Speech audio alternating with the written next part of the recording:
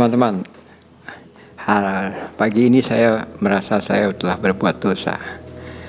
Lalu saya mandi dan di pancuran itu saya terpikir sesuatu. Entah, ya saya berpikir tentang hal yang barusan perbuatan dosa yang saya perbuat.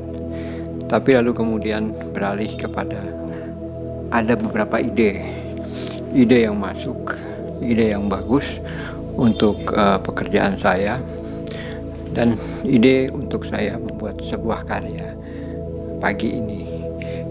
Nah, saya jadi berpikir, saya ini baru berbuat dosa,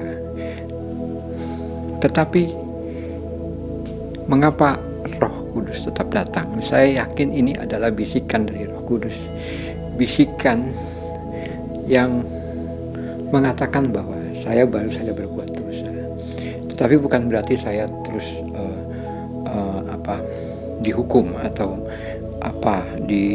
dijauhi oleh Roh Kudus itu. Malah Roh Kudus itu tetap mendekat dan masih berkata tentang kebaikan yang sebaiknya bisa saya lakukan di hari ini. Ide baru, dan ide itu bagus. Inilah renungan saya tentang Roh Kudus.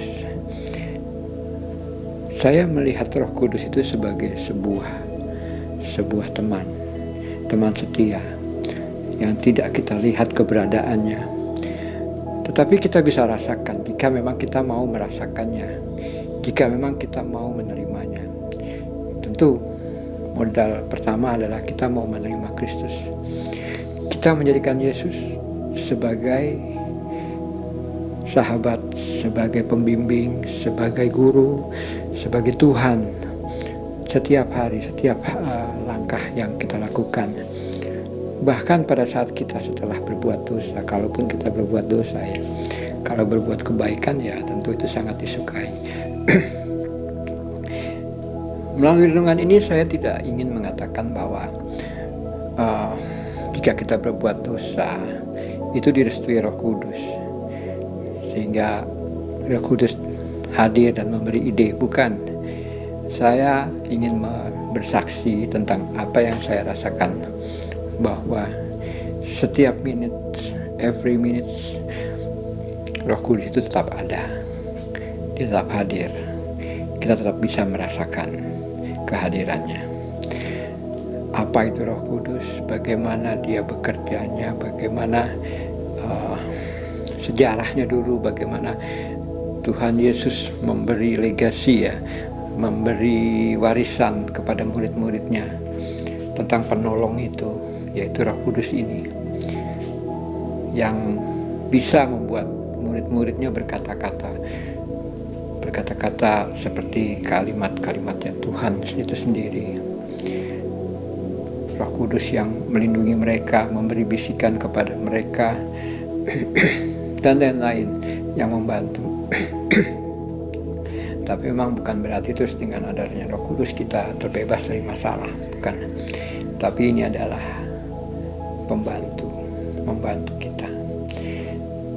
Kalau saya melihat di gereja patung Yesus, terus tangannya memegang dada sebelah atasnya, situ ada hati kan, biasanya di bawah dagunya itu.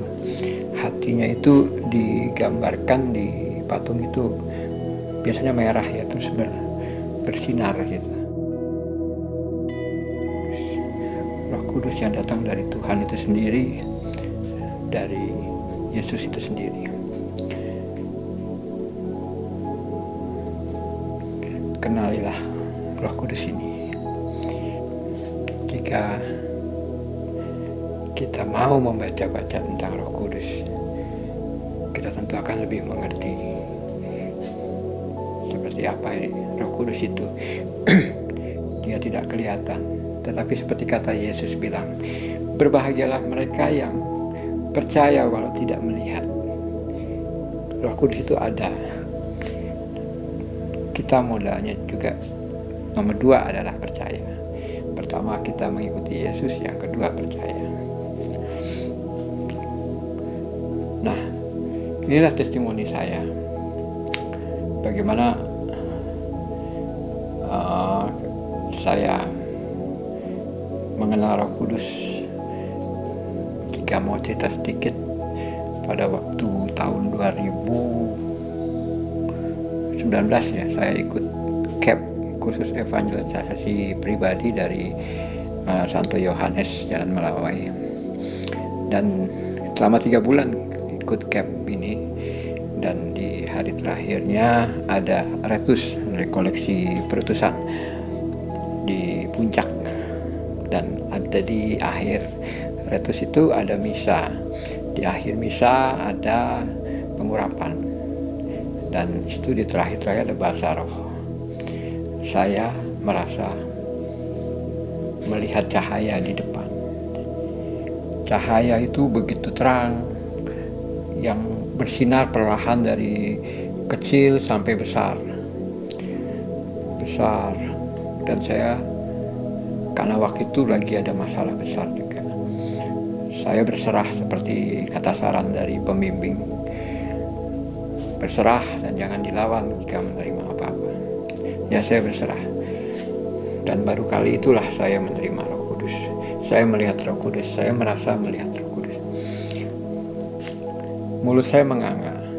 Saya tidak tahu ya pada saat itu, tapi yang berdiri di samping saya, yang menjaga saya jika takut saya jatuh, itu dia bilang, mulut kamu tadi menganga, menganganya perlahan, lalu terus meredup. Kamu melihat apa? Saya tidak menjawab kepada dia, tapi saya bertestimoni di depan peserta camp. Karena romonya minta, ada beberapa juga yang bertestimoni. Saya takjub setelah saya bertestimoni, bagaimana saya berani berkata di depan umum. Padahal sebelumnya kalau saya diminta bicara di depan umum, saya pasti menolak. Kalaupun berani, saya pasti ngomongnya gagap. Tapi itu lancar. Saya bilang saya melihat cahaya, dan cahaya itu redup. Saya yakin itu Roh Kudus. Sebab setelah itu kehidupan saya berubah. Saya jadi senang baca-baca kitab suci. Saya jadi selalu mengalami kerinduan untuk ikut misa dan membuat video tentang Katolik itu sendiri. Dan inilah, sebelumnya saya namanya ke gereja tuh malas, membaca bacaan pun malas. Tapi saya yakin Tuhan telah merubah hidup saya.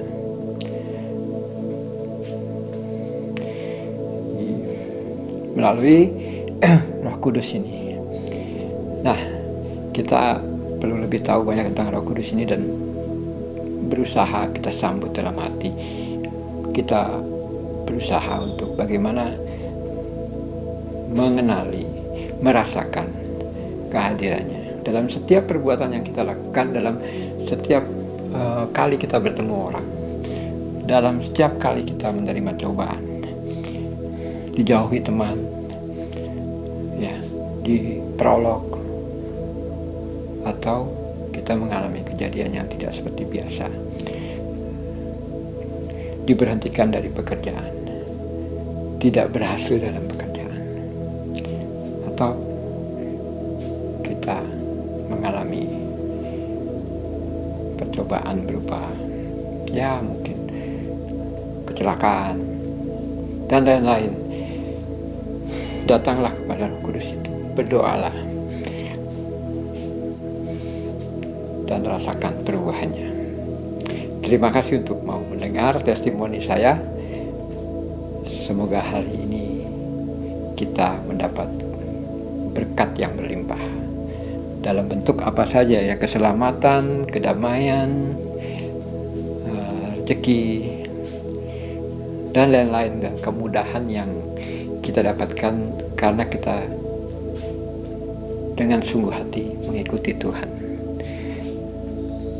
Salam damai, berkah dalam. Terima kasih.